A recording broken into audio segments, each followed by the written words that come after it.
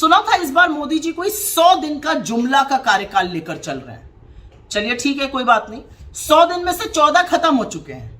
2 हफ्ते हुए एग्जैक्टली इस सरकार को बने हुए, और इस 2 हफ्ते में देश ने जो ट्रेलर देखा है उससे लोग त्राहिमाम हैं। पेपर लीक के बाद पेपर लीक, परीक्षाओं के बाद परीक्षाएं रद्द, रेल के बाद रेल हादसा, एक के बाद एक हादसा हुआ जा रहा है। वहां पर कश्मीर और जम्मू में आतंकी हमले थमने का नाम नहीं ले रहे हैं। महंगाई ऐसी कि हर चीज का दाम बढ़ता जा रहा है जैसे ही सरकार बनी है।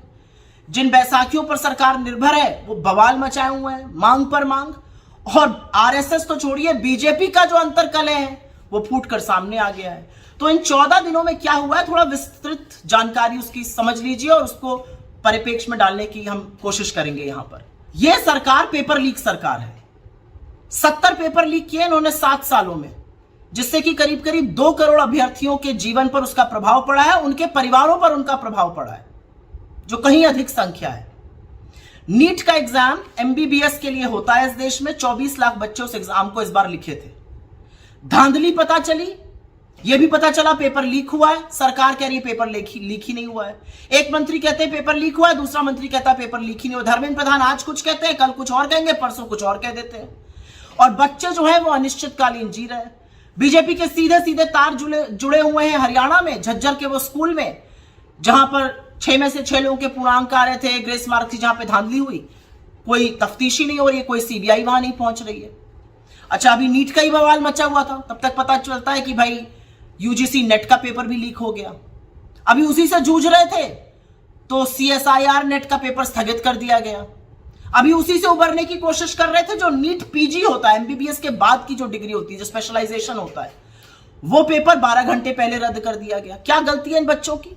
जी तोड़ मेहनत करते हैं, इनके परिवार इनके साथ मेहनत करते हैं, फीस भरते हैं, फॉर्म भरते हैं, कोचिंग कराते हैं, गेस्ट हाउस होटल पे खर्चा करते हैं, यात्रा करते हैं, भेड़ बकरी की तरह ठूस कर जाते हैं रेल कोचों में, और जाकर पता चलता है या तो पेपर लीक हो गया या परीक्षा रद्द हो गई। यह तो सरकार चलाने का तरीका है। मतलब इस देश को तमाशा और सर्कस बनाकर रख दिया है। यह वो देश है जिसने लोगों को, इस विश्व को बड़े बड़े टेक टाइटन्स दिए, जिसकी शिक्षा का लोहा दुनिया मानती है, और आज मखौल बनाकर रख दिया इन लोगों ने। एक पेपर नहीं ठीक से करा पा रहे हैं, वॉर रुकवा रहे थे पापा, पेपर लीक नहीं रुकवा पा रहे हैं। वहां से पीछा छूटा, रेलवे की बात कर लीजिए। रेलवे को तबाह करने में नरेंद्र मोदी ने कोई कसर नहीं छोड़ी है। पिछले साल उड़ीसा का वो रेल हादसा याद कीजिए जहां पर 300 से ज्यादा लोगों की मौत हुई थी। क्या सबक सीखा उससे? अब जलपाईगुड़ी में फिर रेल हादसा हो जाता है, वहां पर भी लोगों की मौत हो जाती है। इन जानों का कोई मतलब नहीं है क्या? कोई कीमत नहीं है इन लोगों की, ना इनकी जिंदगी की, ना इनकी मौत की। कवच समझा रहे थे, कहां था वो कवच भाई? क्यों आपने रेलवे के द्वितीय और अनारक्षित कोच खत्म कर दिए? क्यों हर जगह एसी के कोच लगा दिए? कैसे लोग जा रहे हैं दिख रहा है आपको? चिलमिलाती गर्मी में लोग टॉयलेट में भेड़ बकरी भूसे की तरह भरे हुए हैं। क्या बना दिया आप लोगों ने रेलवे को? परीक्षा लीक और रेलवे छोड़िए, आइए तीसरे मुद्दे पर बात करते हैं। यह आतंक की बात है। कश्मीर और जम्मू में एक के बाद एक आतंकी हमला हो रहा है। जिस जम्मू को शांति प्रिय माना जाता था, वहां पर भी एक के बाद 3 आतंकी हमले हो चुके। पता नहीं अमित शाह जी क्या कर रहे हैं। श्रद्धालुओं की बस पर हमला हो रहा है, आतंकी मुठभेड़ में हमला हो रहा है। हो क्या रहा है समझ ही में नहीं आ रहा है। 370 की इतनी डींगे हाँकते थे। अरे भाई, तो सुरक्षा व्यवस्था का क्या हाल है, ये कौन समझाएगा? यह अलग बात है कि आपकी हिम्मत और हैसियत नहीं थी कि आप श्रीनगर से, बारामूला से, अनंतनाग राजौरी से चुनाव लड़ दीजिए। फिर दिखावे के लिए मणिपुर की बात करी जाने लगी। मणिपुर पे बोला समीक्षा बैठक हो रही है। 1 साल से ऊपर मणिपुर जल रहा है, लेकिन इस देश के प्रधानमंत्री के पास ना तो नियत है और ना समय है मणिपुर जाने का। आतंक को छोड़ के चलिए, महंगाई पर आते हैं। सरकार बनते ही दूध के दाम हर कंपनी ने बढ़ा दिए। सरकार बनते ही टोल टैक्स के दाम बढ़ गए, सीएनजी के दाम बढ़ गए, आटा का दाम बढ़ गया। अरे लाल आंखें दिखानी थी चीन को, लाल लाल टमाटर शतक लगवा दिया, 100 के पार करा दिया लाल टमाटर। अब हो सकता है वित्त मंत्री खड़ी होकर कहे मैं लहसुन प्याज और टमाटर भी नहीं खाती हूं। महंगाई से कितनी लोगों की कमर तोड़ेंगे, कितना गला रेतेंगे लोगों का महंगाई से। महंगाई एक बहुत बड़ा मुद्दा था चुनाव में, इसीलिए आप नकारे गए हैं, इसीलिए 63 सीट हारे हैं, इसीलिए आ गए हैं माइनॉरिटी में। अब लोगों के ऊपर आपको डिपेंड करना पड़ रहा है। ना सीखिए लेसन, वो अच्छी बात है हमारे लिए।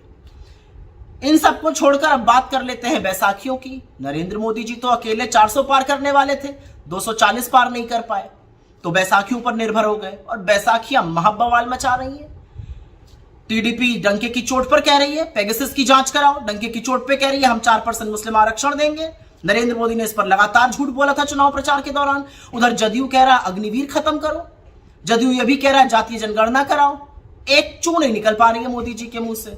यह अलग बात है कि बेचारे तुगलकी फरमानों से सरकार चलाने के आदी हैं, तो अब कुछ करी, अब समझ ही में नहीं आ रहा है क्या करें, कैसे समन्वय बिठाएं। हाँ जी हाँ में ही समय निकला जा रहा है। आरएसएस आईना पे आईना दिखा रहा है। मोहन भागवत ने कहा कि आपके अहंकार के चलते ये सब हो रहा है।